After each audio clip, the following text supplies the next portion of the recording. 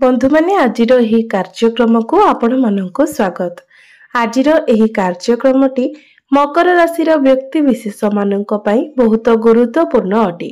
तो आपणकर मध्य जदि मकर राशि होइथाय तेबे भिडियोटी को स्किप न करी थरे मात्र शेष पर्यंत निश्चय देखंतु, कारण आजिर एही भिडियो रे आमे माने जानिबा जे मकर राशि व्यक्ति विशेष मानक पई मार्च 2025 किपरि रहिबो। मार्च मासरे आपणक जीवन रे केउ सब परिवर्तन हेबो। आजिर एही भिडियो रे आमे माने मकर राशि मासिक राशिफल उपरे आलोचना करिबा।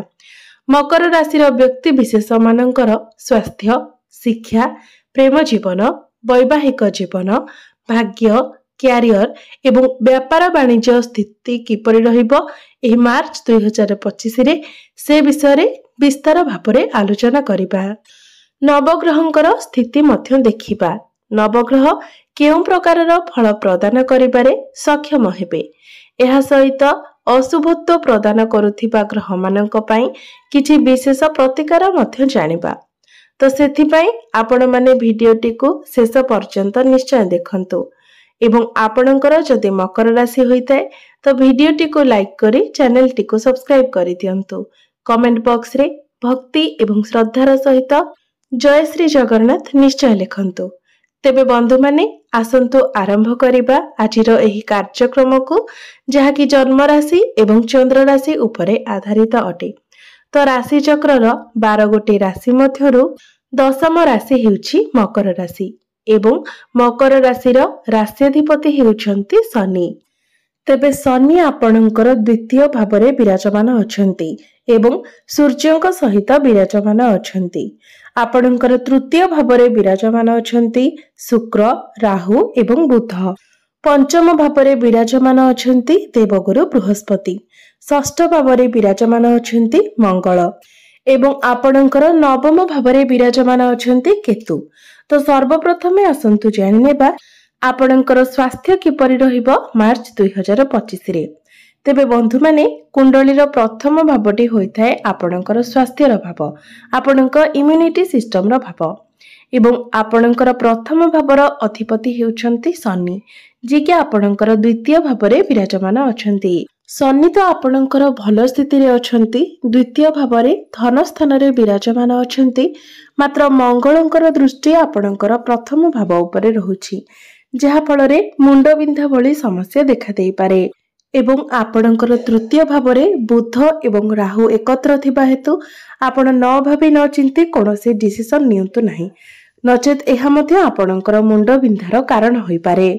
एहा सहित बुध हेउछंती त्वचार कारक ग्रह, तेणु बुध जेहेतु तृतीय भावरे अछंती सेथिपई आपण निज त्वचार मध्ये जत्र नेबा उचित, कारण स्किन रिलेटेड प्रॉब्लम किछि देखा देई पारे। इन्फेक्शन, एलर्जी भली समस्या देखा देई पारे, किंतु आपणकर इम्यूनिटी ठीक ठाक रहिबो जेहेतु शनि बहुत भल स्थिति रे अछंती। मात्र केवल मुंड बिंधा भली समस्या एवं स्किन रिलेटेड समस्या किछि देखा देई पारे। एबे आसंतु जानिबा आपणकर शिक्षा क्षेत्र किपरि रहिबो मार्च 2025 रे। विद्यार्थी मानक पई किपरि रहिबो मार्च मासटी। तेबे कुंडलीर पंचम भावटी होइथाय आपणकर शिक्षार भाव। तो आपणकर पंचम भावर अधिपति हेउछंती शुक्र। तेबे शुक्र आपणकर तृतीय भावरे विराजमान अछंती एवं उच्च स्थिति रे अछंती। आपणकर पंचम भावरे विराजमान अछंती देवगुरु बृहस्पति। तेबे बंधु माने तृतीय भावटी होइथाय छोट छोट भ्रमणर भाव, साहस एवं पराक्रमर भाव। तो शुक्र जेहेतु आपणकर तृतीय भावरे अछंती एवं बुध एवं राहुंक सहित विराजमान अछंती, तो आपण निजर सांगसाथी मानक सहित एही मासरे बुलिबा पई जाई पारंती, बुलाबुली करबा को जाई पारंती एवं आपण किछि नुवा जिनिस एक्सप्लोर करि पारंती। मात्र पाठ पढारे आपणकर मन टिके कम लागिबो। ऑनलाइन एवं गेमिंग रे मध्य आपण टिके अधिक समय देई पारंती, जहा फलरे पाठ पढारे आपण कम समय देबे। मार्च मासरे जदि आपणकर किछि एग्जाम रहिछि तो 60% भल रहिबो, आउ जो 30-40% रहिला सेतिरे आपणकर माइंड डाइवर्ट हेबो। सेथिपई आपण निश्चित भाबरे किछि उपाय पालन करिबा उचित, जहा कि हमें वीडियो शेष रे जानिबा। एबे आसंतु जानिबा आपणकर प्रेम जीवन किपरि रहिबो मार्च 2025 रे। तेबे कुंडलीर पंचम भावटी आपणकर शिक्षार भाव हेबा सहित पंचम भावटी मध्य होइथाय आपणकर प्रेम जीवनर भाव एवं संतानर भाव। तो आपणकर पंचम भावर अधिपति हेउछंती शुक्र, जे कि आपणकर तृतीय भावरे विराजमान अछंती एवं आपणकर प्रथम भावर अधिपति शनि आपणकर द्वितीय भावरे विराजमान अछंती। शुक्र एवं शनिकर 1-12 कनेक्शन बनुछि, हेले भी एहार कोनोसी खराब प्रभाव आपणकर प्रेम जीवन उपरे पड़िबो नाही, कारण शुक्र आपणकर तृतीय भावरे उच्चस्थ अछंती एवं शुक्र राहुंक सहित रहिथिबा हेतु आपणक मध्यरे बिना किछि कारण रे ही शंका उत्पन्न हेबो। आपण निजर पार्टनर को डाउट करि पारंती एवं से मध्य आपण को डाउट करि पारंती। मात्र शुक्र उच्चस्थ थिबा हेतु ए सबुर कोनोसी भी खराब प्रभाव आपणक प्रेम जीवन उपरे पड़िबो नाही। आपणकर प्रेम जीवन बहुत भल रहिबो। एबे आसंतु जानिबा आपणकर वैवाहिक जीवन किपरि रहिबो मार्च 2025 रे। तेबे कुंडलीर सप्तम भावटी होइथाय आपणक वैवाहिक जीवनर भाव, आपणक जीवन साथी एवं आपणक सप्तम भावर अधिपति हेउछंती चंद्रमा, जे कि प्रति 2 दिन रे निजर राशि परिवर्तन करिथांती। तेबे आपणकर प्रथम भावर अधिपति शनि आपणकर द्वितीय भावरे सूर्यंक सहित विराजमान अछंती। तेणु आपण निजर बाणी उपरे नियंत्रण रक्षा करंतु एवं सब बेले आपण निज कथा को ही गुरुत्व दियंतु नाही, निजर हक चलाइबा को चेष्टा करंतु नाही। आपणकर वैवाहिक जीवन मार्च मासरे बहुत भल रहिबो, मात्र आपणको आपणक बाणी उपरे नियंत्रण रक्षा करिवार अछि। जदि आपण नियंत्रण रक्षा न करंती तेबे आपणकर कथा पई ही आपणकर वैवाहिक जीवन रे किछि समस्या सृष्टि होई पारे। तेणु आपण निजर कथा उपरे ध्यान रखिबा उचित। एबे आसंतु जानिबा सबुठारु गुरुत्वपूर्ण विषय वस्तु आपणकर भाग्य, क्यारियर एवं व्यापार वाणिज्यर स्थिति किपरि रहिबो मार्च 2025 रे। तो कुंडलीर नवम भावटी होइथाय आपणकर भाग्यर भाव। तो आपणकर नवम भावर अधिपति हेउछंती बुध, जे कि आपणकर तृतीय भावरे विराजमान अछंती एवं बुधंकर दृष्टि निजर गृह आपणकर नवम भाव उपरे ही रहुची एवं आपणकर नवम भावरे विराजमान अछंती केतु। बुध मध्य तृतीय भावरे राहुंक सहित विराजमान अछंती। तेणु सेमिति जदि किछि इमरजेंसी नाही, सेमिति किछि अति आवश्यक नाही, तो आपण मार्च मासरे जेते गुरुत्वपूर्ण कार्य अछि से सब को स्किप करिदेबा भल रहिबो। कारण सबु दृष्टिरो एप्रिल मासटी आपणको पई बहुत भल रहिबो, कारण सेते बेले आपणकर शनि 7.5 रे मध्य समाप्ति होई जाइथिबो। बुध मध्य आपणकर चतुर्थ भावरे केंद्र रे बहुत भल स्थिति रे विराजमान थिबे, जहा फल रे एप्रिल मासटी भाग्य दृष्टिरो आपणको पई सपोर्टिव रहिबो। मात्र जदि आपण किछि छोट मोटो कार्य करिबा पई चाहुचंती किबा कोनोसी शुभ मांगलिक कार्य करिबा को चाहुचंती तो आपणको पई समय भल रहिबो, कारण शुक्रंकर दृष्टि आपणकर नवम भाव उपरे रहुची, बुधंकर दृष्टि मध्य नवम भाव रे रहुची एवं देवगुरु बृहस्पतिंकर दृष्टि मध्य आपणकर नवम भाव उपरे रहुची। सेति पई ए सब कार्य गुडिक आपणको पई भल रहिबो।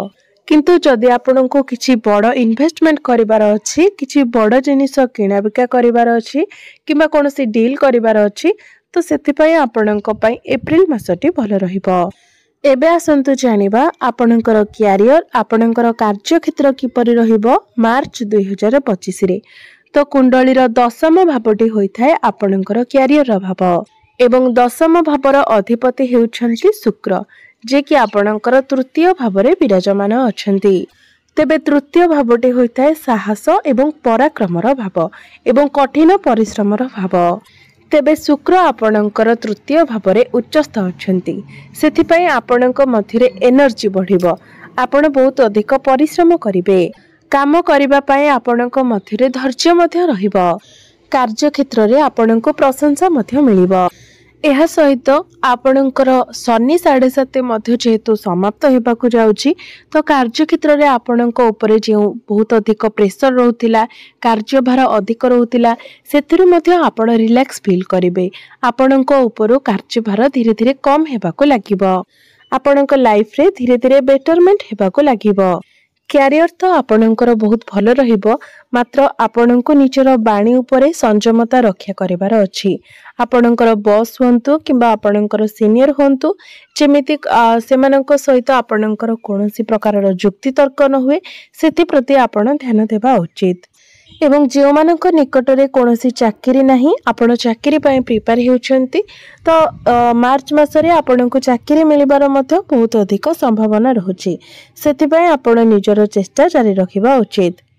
ଏବେ ଆସନ୍ତୁ ଜାଣିବା ଆପଣଙ୍କର ବ୍ୟାପାର ବାଣିଜ୍ୟର ସ୍ଥିତି କିପରି ରହିବ ମାର୍ଚ୍ଚ 2025ରେ। ତେବେ 65 ରୁ 75 ଆପଣଙ୍କର ବିଜନେସ୍ ଏହି ମାସରେ ଭଲ ରହିବ, ମାତ୍ର ବିଜନେସରେ ଆପଣଙ୍କର ଟିକେ ଖର୍ଚ୍ଚ ହୋଇପାରେ ଏବଂ ଆପଣ କିଛି ଟେନସନରେ ମଧ୍ୟ ରହିପାରନ୍ତି। କିଛି ବାଧାବିଘ୍ନ ମଧ୍ୟ ଦେଖାଦେଇପାରେ। ତେବେ ବନ୍ଧୁମାନେ, ଏବେ ଆସନ୍ତୁ ଜାଣିନେବା କିଛି ବିଶେଷ ପ୍ରତିକାର ବିଷୟରେ, ଯେଉଁ ପ୍ରତିକାର ଗୁଡ଼ିକ କରିବା ଦ୍ୱାରା ଆପଣଙ୍କ ଜୀବନରେ ଚାଲିଥିବା ଯାହା ସବୁ ସମସ୍ୟା ତାହା ଦୂର ହୋଇପାରିବ ଏବଂ ଆପଣଙ୍କୁ ଅଧିକ ଶୁଭ ଫଳ ପ୍ରାପ୍ତି ହୋଇପାରିବ। ସେଥିପାଇଁ ପ୍ରତ୍ୟେକ ଦିନ ଆପଣ ଚନ୍ଦ୍ରମାଙ୍କର ବୀଜ ମନ୍ତ୍ର 108 ଥର ଜପ କରନ୍ତୁ ଏବଂ ଶନି ଯେହେତୁ ଆପଣଙ୍କର ରାଶି ସ୍ୱାମୀ ଅଟନ୍ତି, ତ ପ୍ରତ୍ୟେକ ଦିନ ଆପଣ ଶନିଙ୍କର ବୀଜ ମନ୍ତ୍ର ମଧ୍ୟ 108 ଥର ଜପ କରନ୍ତୁ। ପ୍ରତ୍ୟେକ ଦିନ ହନୁମାନ ଚାଳିଶାର ପାଠ କରନ୍ତୁ ଏବଂ ପ୍ରତ୍ୟେକ ଦିନ ଆପଣ ଉଦିତ ସୂର୍ଯ୍ୟଙ୍କୁ ଜଳାର୍ଘ୍ୟ ଅର୍ପଣ କରନ୍ତୁ। ନିଶ୍ଚିତ ଭାବରେ ଆପଣଙ୍କୁ ଅଧିକ ଶୁଭ ଫଳ ପ୍ରାପ୍ତି ହେବ ଏବଂ ସମସ୍ତ ଅଶୁଭତ୍ୱ ଗୁଡ଼ିକ ଖଣ୍ଡନ ହୋଇଯିବ।